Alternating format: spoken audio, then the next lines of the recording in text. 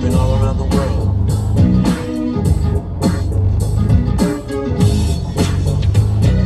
Been all around the world.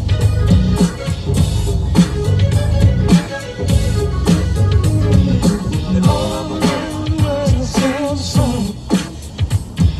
Been all around the world.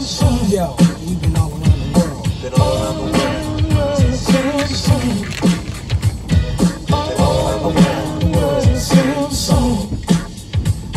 For the party, to get naughty, get my rocks on, eat popcorn, watch you move your body to the pop song that I'm singing, ding-a-linging, funky beats ringing, everybody swinging in the place as I kick the J's, easy while style, R&B, mixing it with the hip-hop, swing beat, champagne in my hand, it won't be long till I'm gone, it's just the same old song. It's just a freestyle, meanwhile I keep the beat kicking, sweat dripping, girlies in the limo eating chicken, oops, don't get the grease on your pantyhose, I love you, Rover, move over, I gotta blow my nose, sneezing, but still I'm pleasing, all of Slimmies, pull out my Jimmy. Time to get busy with a Jenny. If it's good and plenty, don't you know? There I go, there I go, there I go. But I don't go nowhere without my gym hat. What I'm rapping is if she's clapping, then I'm strapping, cause I'm smarter than that. And then, girlie, maybe we can get along. Cutie after cutie, it's just the same old song. It's the same old song, y'all. It's just the same old song. It's the same song.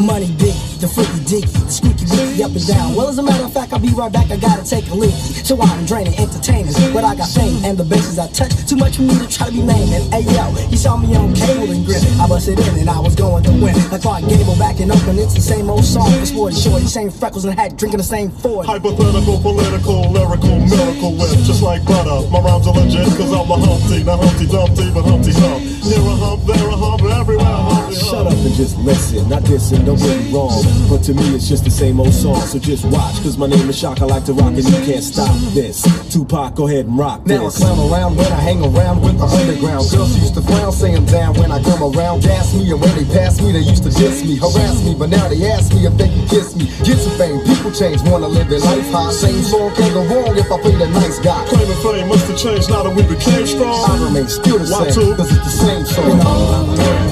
It's the same song. Same old song, y'all. Shake hands, shut up.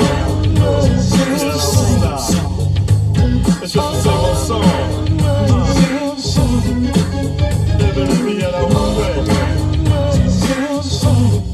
Yeah, Humpty Hump in the house, y'all. You know what? It's the same old song. All around the world, same song.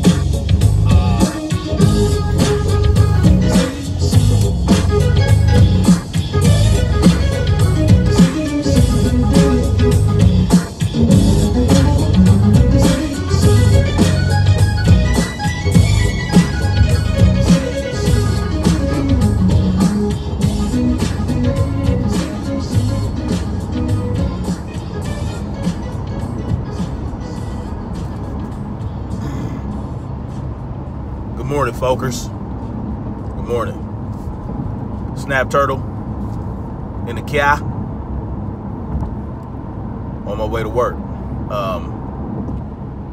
It's June 11th, 2019 on a Tuesday. And well, you know, got partly cloudy skies with a 100% chance of chemtrails.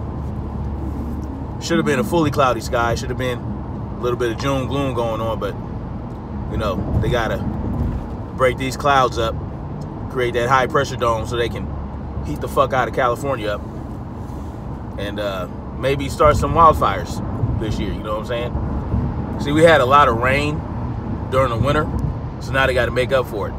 They gotta make sure they dry everything out for a robust fire. Anyway, was good.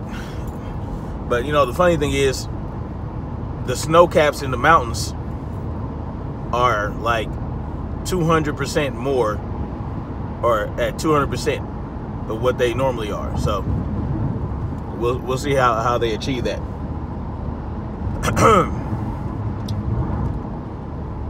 So it was good.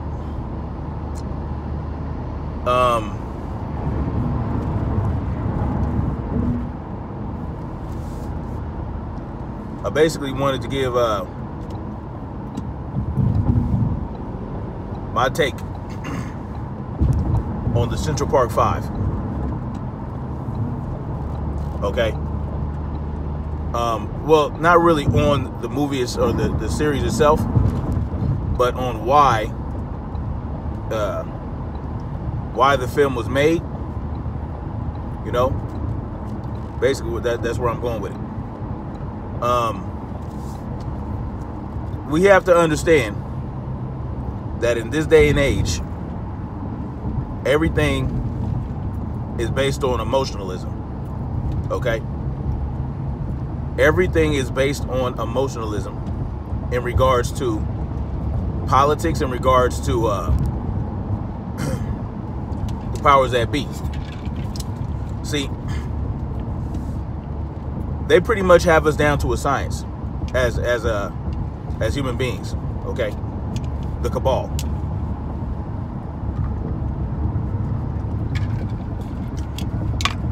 They have us down to a science. They pretty much can predict how we as a people will react to something. Okay?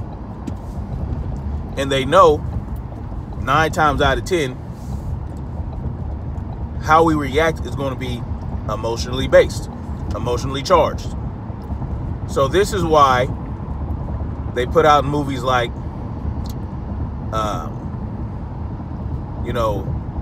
12 Years a Slave, Django, Rosewood, things like that, where, a group of people, a certain group of people, black people, are completely debased and disenfranchised. Okay? Now, what happened to the Central Park 5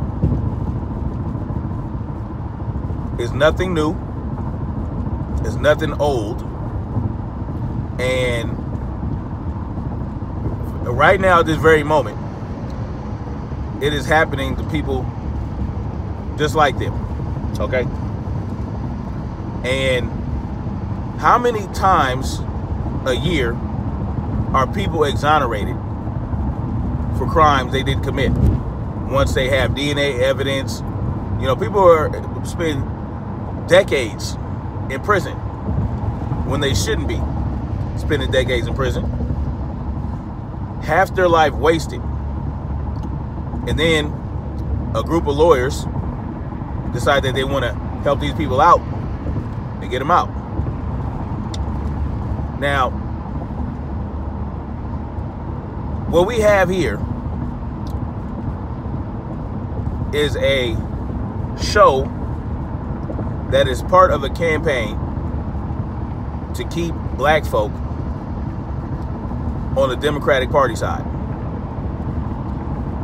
Because there are so many black people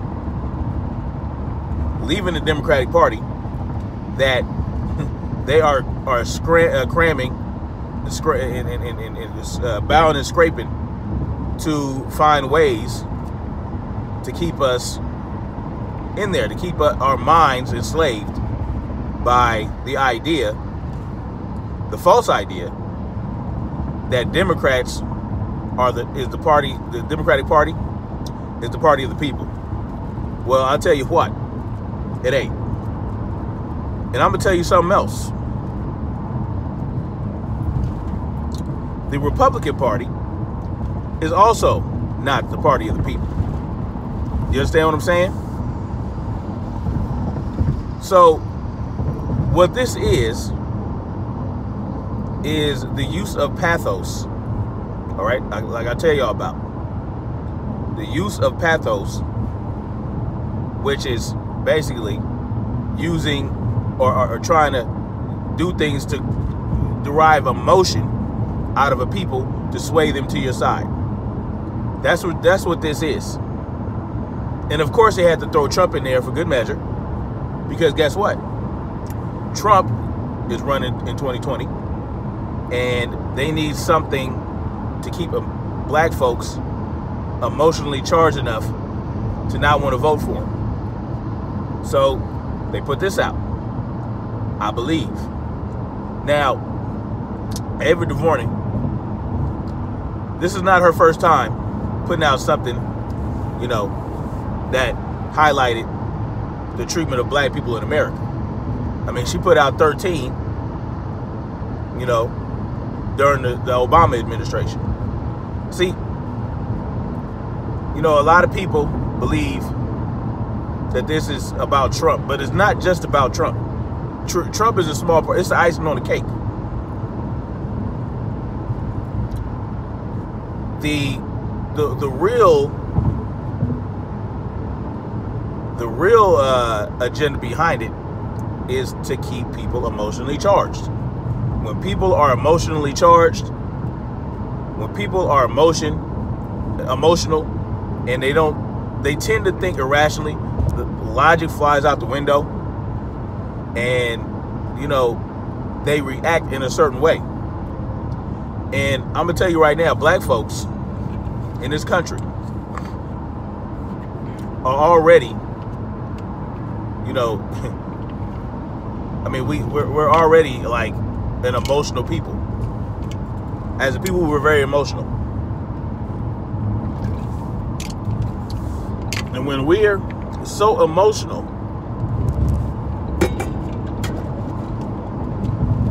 they get what they want from us.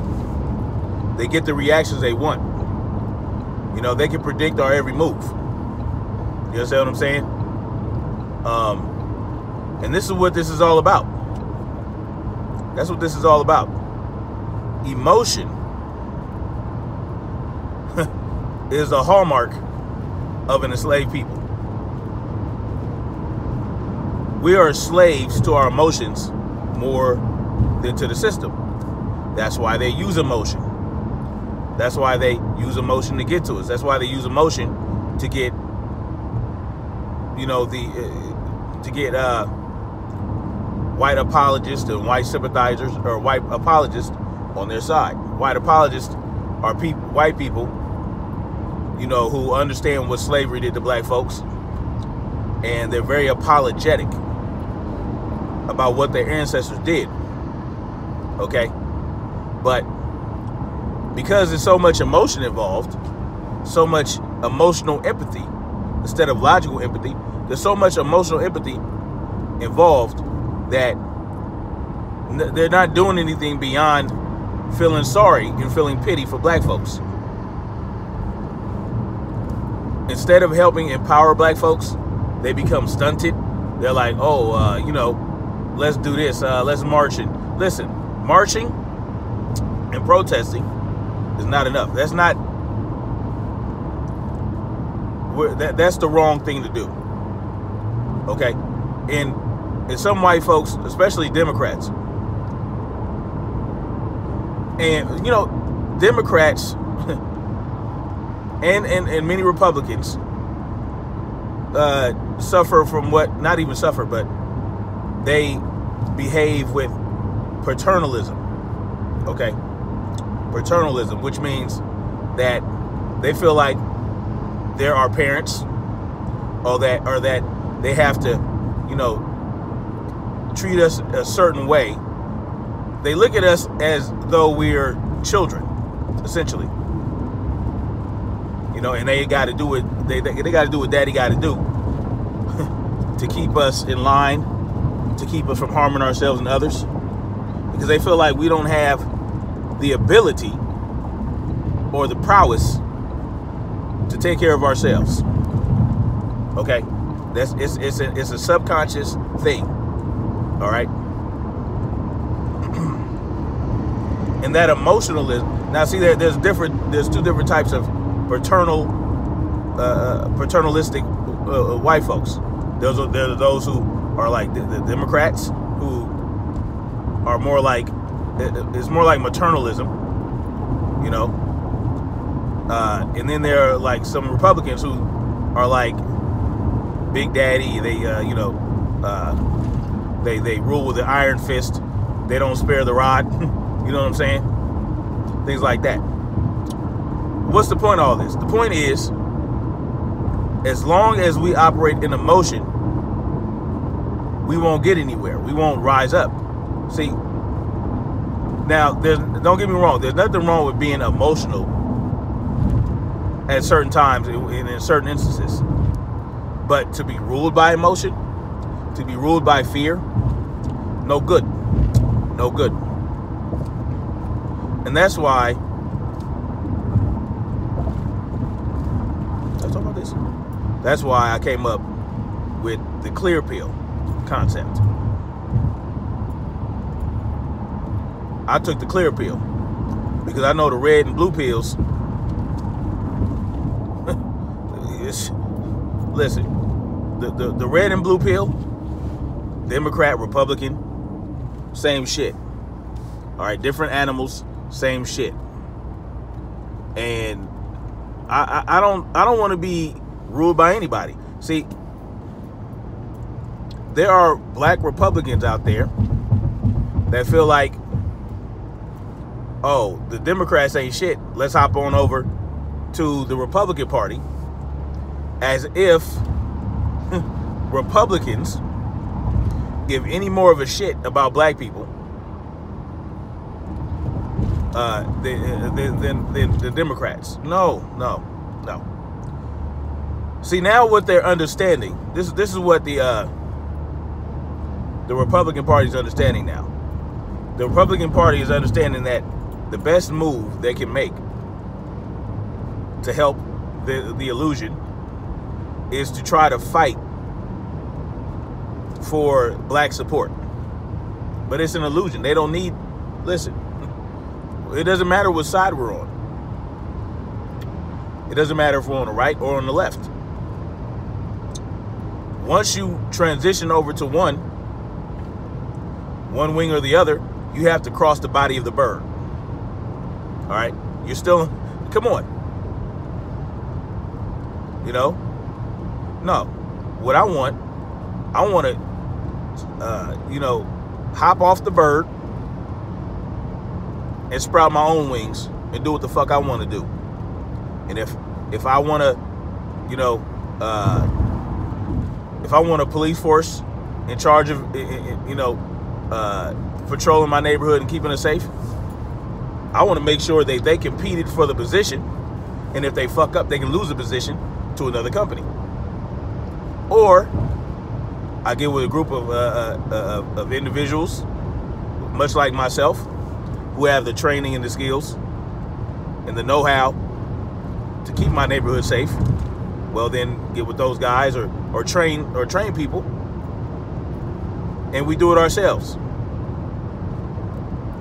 But see, emotionalism, like what is derived from this series and what black people are experiencing right now, clouds our judgment and doesn't allow us to think like this. See, what they want, see,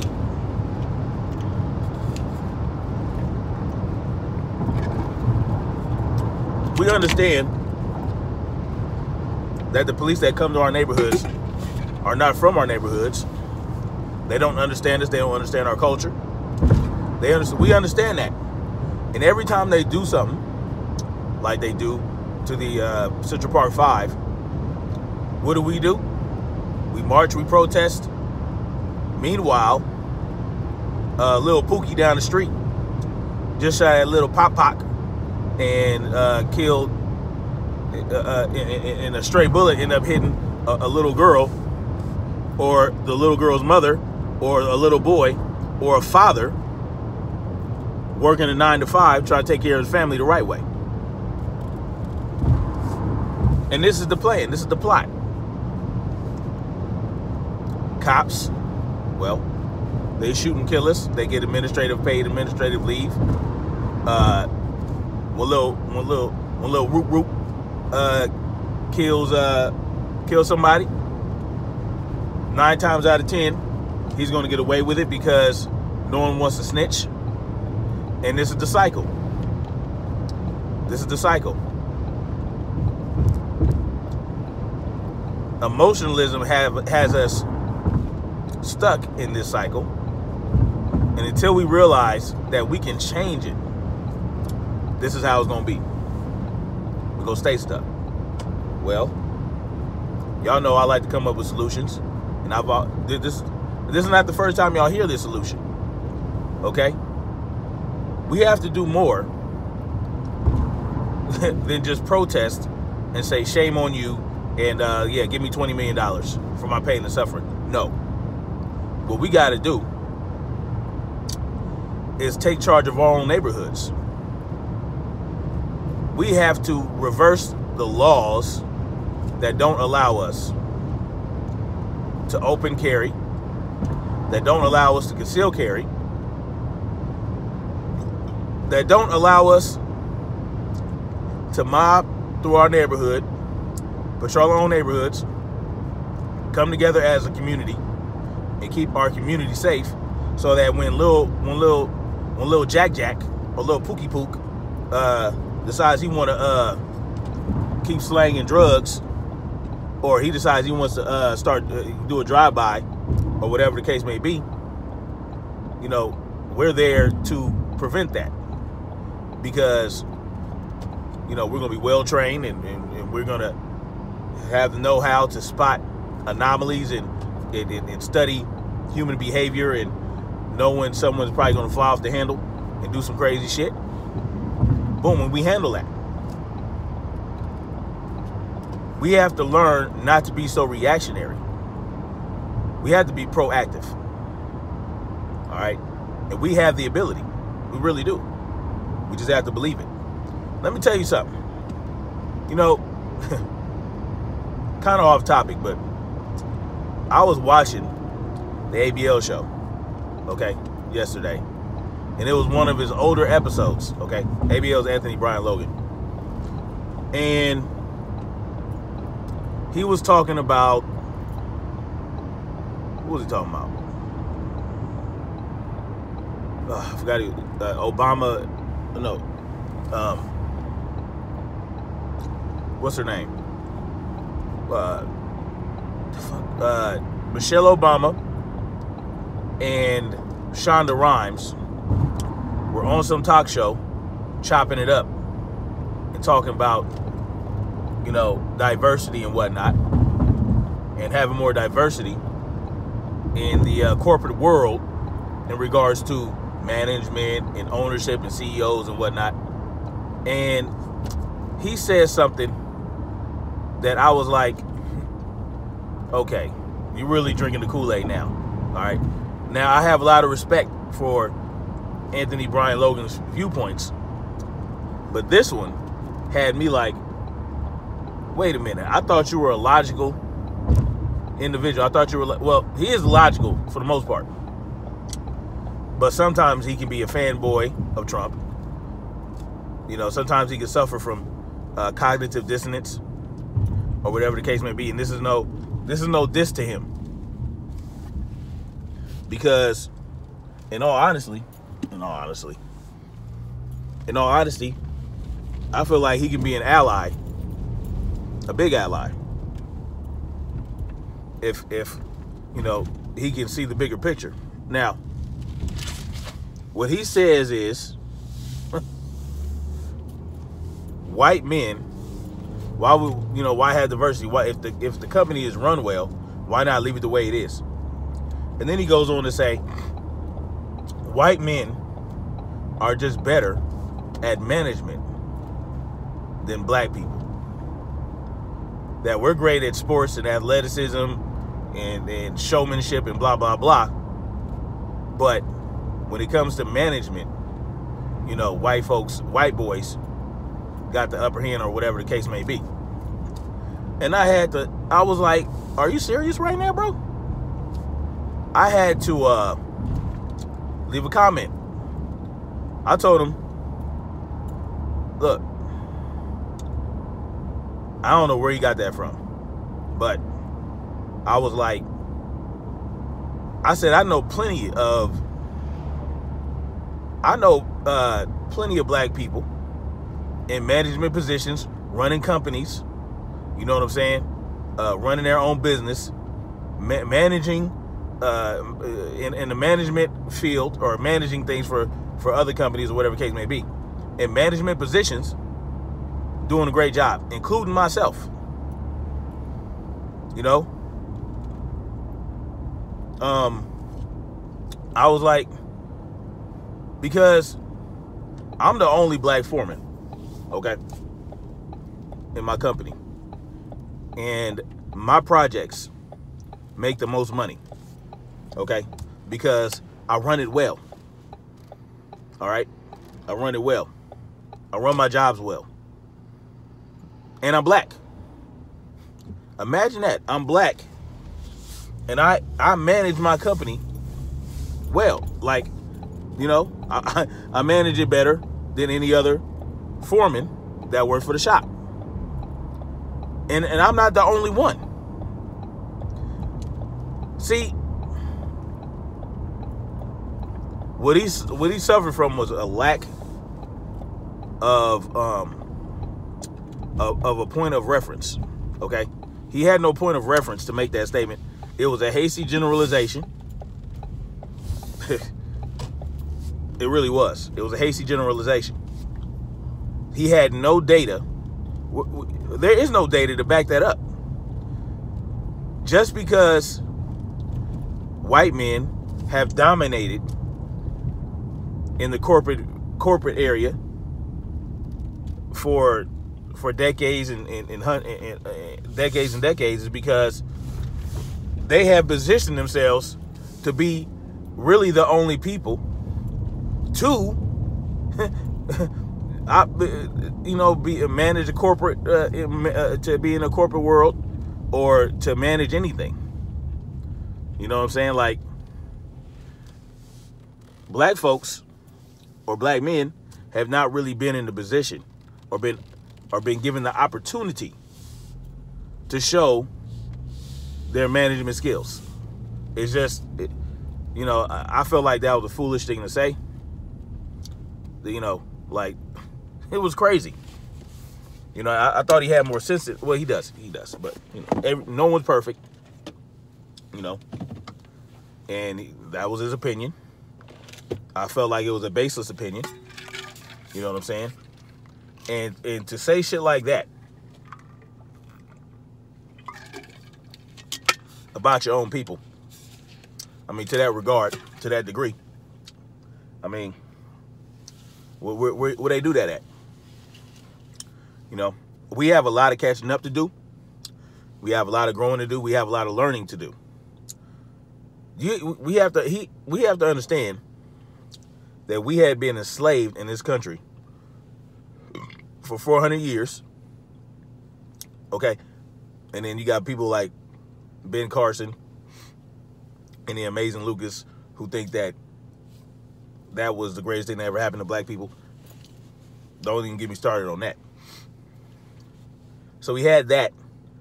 When did we ever have time to manage anything during that time? During those 400 years.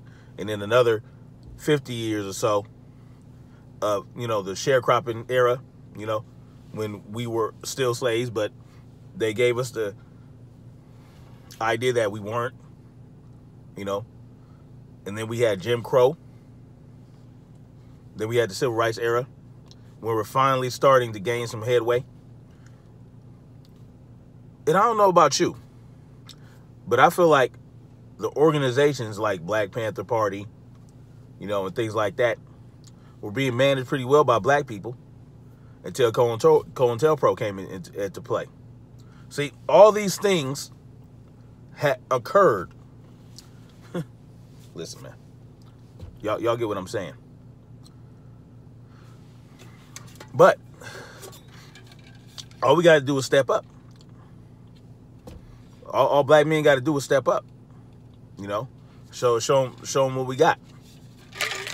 Show them that we can manage something. I mean, that was a great opportunity. We can make shit happen. We can be good at running shit and, managing shit and, running companies. We're doing it. There are more and more black-owned businesses growing, but you know what I'm saying? Despite the obstacles, despite not being able to get the same kind of loan with the same kind of qualifications as the white counterparts. And these are just facts. You know, I'm not trying to race, you know, pull the race card. It's just, it is what it is. That's a fact. If you look up the data, black people who have the same qualifications at, like, let's say a black man who applies for a loan and has the same qualifications as the next white man is less likely to get that loan simply because he's black. That's just a fact. And this is what people ignore. See, you can't pick and choose when to be logical. You have to do with everything. Anyway, emotionalism, we have to pull ourselves out of that mode. And that's Central Park 5. I mean, that's how I feel. They wanted to spark emotion within the community. They wanted that emotional shit, and they wanted us to. I think that's what I feel. I feel like, you know, the Democratic Party was realizing that they're losing their black base, and they need to do something to keep them on that side. You know, but at the same time, you can learn from that. Like, people who are ignorant to how black folks are treated in that way can learn a little something from that. Like, this is what happens. Well, yeah, it happens, and it happens all the time. It's an everyday occurrence, basically, in those type of communities where we're overlooked. We're overlooked. So in certain communities, so that's when it's like, okay, this is the perfect opportunity, perfect place to do some shit like that, to do some shit like what happened to the Park 5. So anyway,